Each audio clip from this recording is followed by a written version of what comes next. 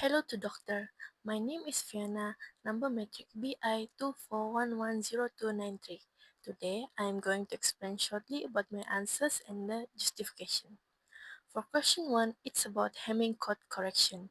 In this question, we are given a 10-bit Hamming code and our job is to detect and correct any single error using parity calculations and give word syndrome.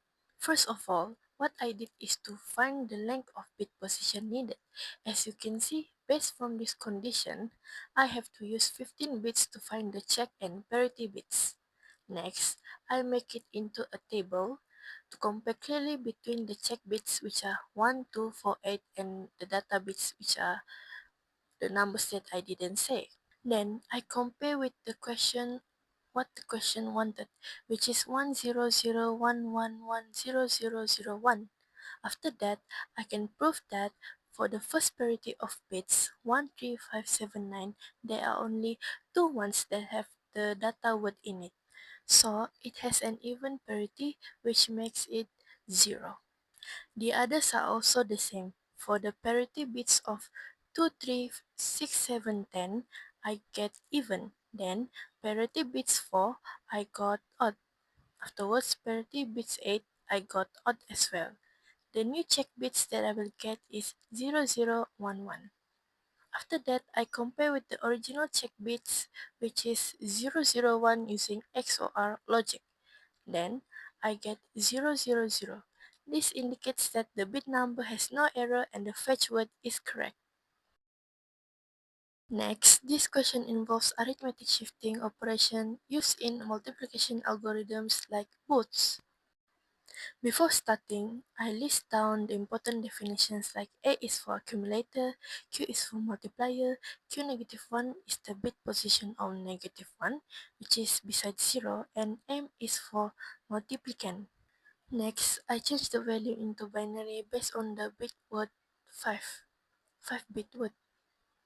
So, -12 after converting and using 2's complement method, it becomes 10100. So, thus 4 becomes 00100. Then, I do the both algorithm for 2's complement multiplication. Since the question asks for 5-bit words, it means there will be 5 cycles as well. Based on the table given, for the 0 cycle, which is initial, the A is 0000. The Q is the same like the multiplier, which is 4. So 00100, Q-1 is 0, M is the multiplicand, which is -12. It is 10100. Afterwards, referencing the flowchart above, do the first cycle based on the bit position on Q0 and Q-1, which is 00, and makes it arithmetic shift, which, by the way, copies the significant bit sign on the leftmost of the bit.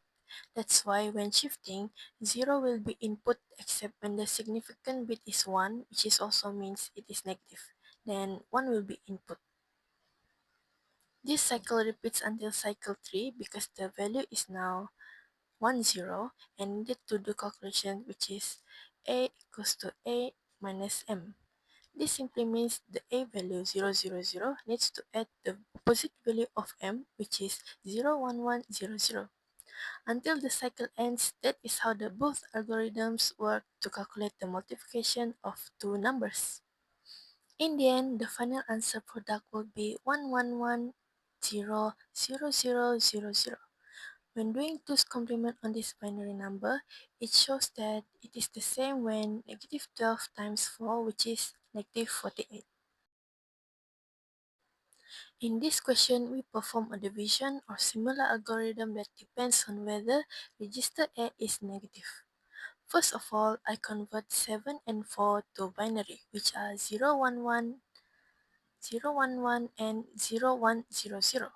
Then, since it asks for 4 bits, there will be 4 cycles of restoring division algorithm. Initially, A is 0000 and Q is the same like the dividend, which is 7 or 0111. Next, these are the steps that need to be repeated. First, shift A and Q to the left. Then, do operation of A equals to A plus M. If significant bit of A is non-negative, set Q to 1. If it is negative, restore A to the previous one. This is what I did for the entire cycle. Since when we shifted to the left, we don't know the what will be inputted in there, so I will put question mark for it. At the end of the cycle, I will get A, which is the remainder, equals to 3, and Q, the quotient, equals to 1. The answer is the same when 7 divided 4 gets quotient 1 and remainder 3. Lastly, this question is about understanding three memory addressing modes: immediate, direct, and indirect. For immediate, the value to be used in instant addressing is contained in the instruction itself. So for A, load value 40 will get value 40. For direct addressing, the address is the field of instructions containing the actual memory address where the operand is located. So for question B, look at memory address 20 and then load the value inside it, which is 50. For indirect addressing, the address of the data is inside another address. Basically, we do double direct address. So for question C and D, let's look at C. Go to address 30, take value inside 30, which is 40, and then it becomes address 40. And then look at 40, which we will get the real value, which is 60.